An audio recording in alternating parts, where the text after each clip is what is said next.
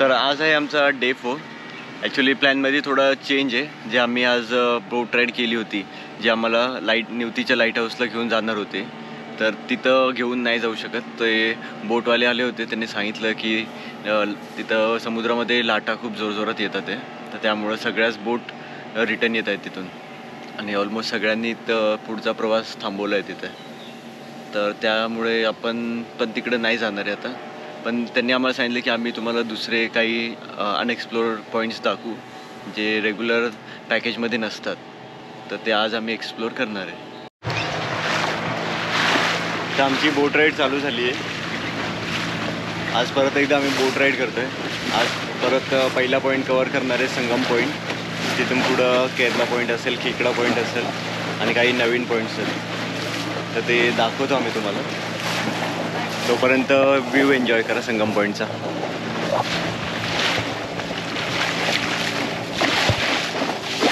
एकदम खाली जातो बरोबर. समुद्र आज खरंच जास्त खवळलेला आहे.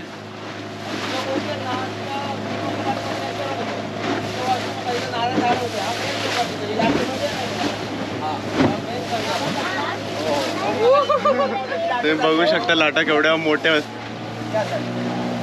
खरंच समुद्र तिकडं तर खूपच खवळला असेल, त्यामुळेच आज आमची निवती राईड कॅन्सल झालेली आहे. तिकडे दाखवा समुद्र, ती लाट थोडी मोठी आहे. बापरे, हे बघ कशाचे. हो,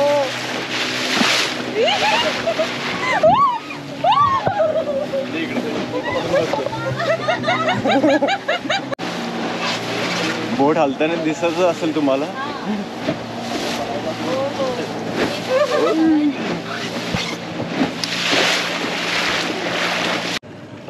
आता आपण चाललो आहे मिनी केरला पॉईंट, जिथं मँग्रोव्ह ट्रीज वगैरे आहेत, तो एक्सप्लोर करायला. शक्यतो नॉर्मल पॅकेजेसमध्ये इकडं आणत नाही.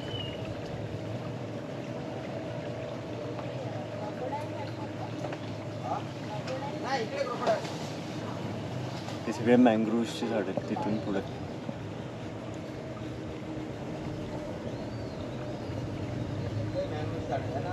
दोन प्रकारचे झाड आहे. हे झाड वेगळं आणि दुसरं हे झाड वेगळं. त्याला शेवग्या शेंगासारखी फळं येतात, शेवग्या शेंगासारखी. हे एक झाड एखाद्या वाळूच्या बेटावर जर आपण लावलं तर ते झाड पूर्ण बेट कव्हर करतो, आणि ते फळ तुटून पडलं ना तिथंच वाळूत घुसतं आणि ते परत दुसरं झाड तयार होतं. हे बघा, आता दिसेल तुम्हाला. नाही बघा, फळं दिसते शेवग्या शेंगासारखी समोर. या बाजूला बघा, या बाजूला हे छोटं झाड आहे बघा, याला पण आहे, याला पण आहे.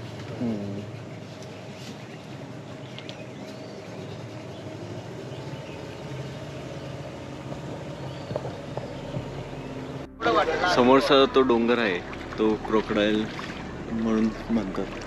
तुम्ही जर नीट शेप पाहिला, असा येऊन इकडे त्याचा तोंड उघडतं असं, म्हणून त्याला क्रोकोडाईल म्हणतात.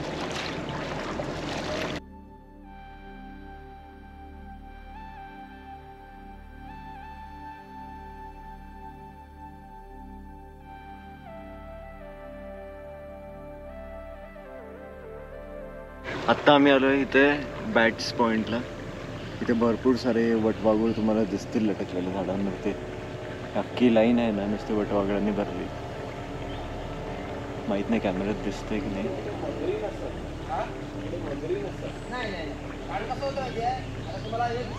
हां, जंगलात आहे ना, माहित आता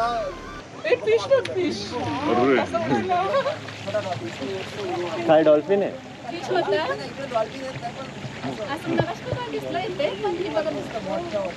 कुठे गेला.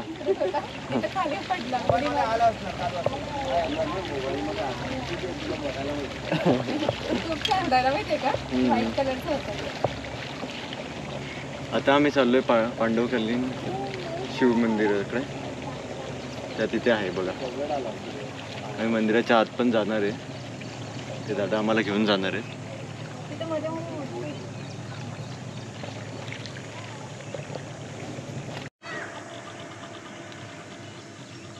चांगलं बांधलं मंदिर, म्हणजे एकदम मधोमध आणि बाजूला सगळी झाडीच आहे.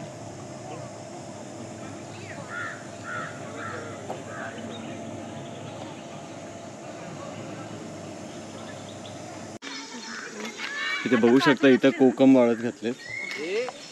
हे म्हणजे पक्के नाही, हे अशी वाळत घालून ना सुकवलं आणि ते एकदम सुकले खाऊ ना. शकतात काय? हा खाऊ हा? खा ना खा.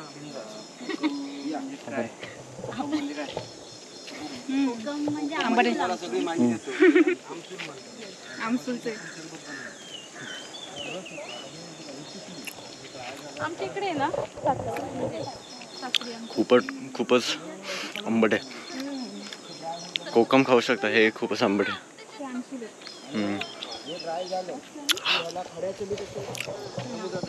हे मंदिर बघू शकता. आणि ते असं गाळणीमध्ये ठेवलं जातं की थेंब थेंब थेंब थेंब त्याचा रस येत जातो आणि मग ते सरबतसाठी किंवा आपण म्हणतो ना माशाला वगैरे ते लावलं जातं कोकम. हे काय आहे? हे बिया आहेत त्याच्या. या बियापासून आता ह्याला राख लावली जाते. राख म्हणजे आपली ह्याची या कोकमच्या बिया आहेत. हे राख लावली हे सुकवलं जातं आणि भावी जोरात प्रेस करून असं ना मग यावेळा हे असतं. खातात. ते निघून जातात, नुसतं बिया राहतात. मग बियाचं तेल काढलं जातं, त्याचं बटर बनवलं जातं. हा बरेचसे बटर लोक घेऊन जातात. अच्छा, ते पांढरं असं बटर होतं ते. बटर हा हा, ते भाकरीवर किंवा हा, ते घासून बरोबर. खातात ते. अरे ते बटर होतं. इथं भेटतं का आपल्या इथं? हो इथं नाही, तुम्हाला मार्केटमध्ये भेटणार मालवण. या.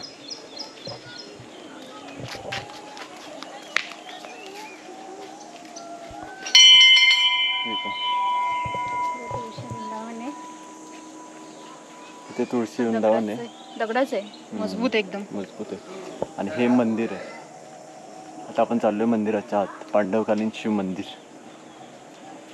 वरती घंटा अडकवली. थंड आहे आतमध्ये.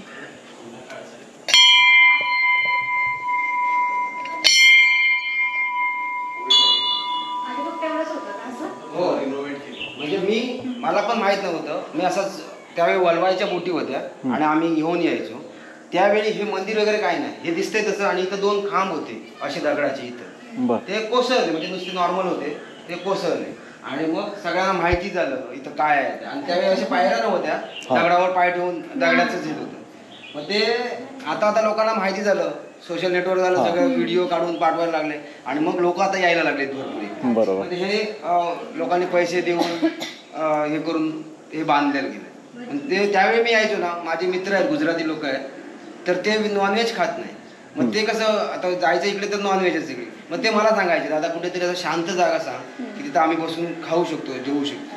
मग मी त्यांना घेऊन यायचो, इथं तासभर थांबायचो, ते खेळायचे वगैरे, खायचे आणि मग जायचं. तिथून मग मला माहिती आलं, मग सगळ्यांना आता घेऊन येतो. पण खरं सांगू, समुद्रात तुम्ही तासभर फिरा आणि इथे 2 तास फिरा, इथं काहीच वाटणार नाही. 2 तास फिरला एकदम शांत.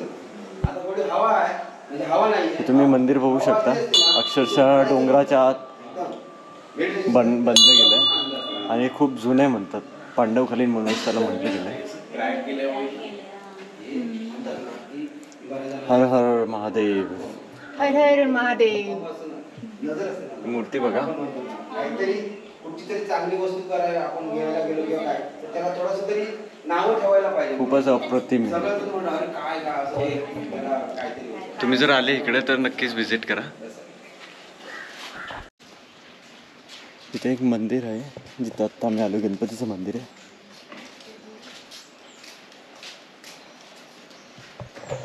कोरजाई म्हणून आहे. श्रीदेवी कोरजाई गणपती मंदिर. चला आपण आज जाऊ.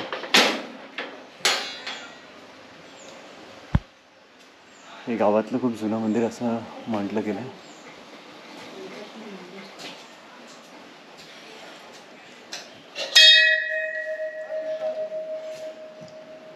त्या आतमध्ये गणपतीची मूर्ती आहे, इथे देवीची मूर्ती.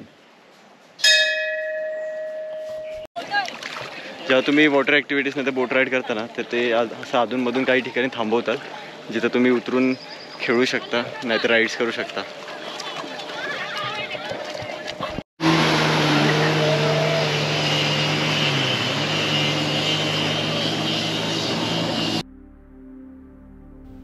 छान अशी बोट राईड झाली. खूप सारी पौराणिक ठिकाणी पाहिली आणि आम्ही मग रिसॉर्टमध्ये गेलो. थोडा वेळ आराम केला आणि आमचं ठरलं की बीचवर जायचं सनसेट एन्जॉय करायला.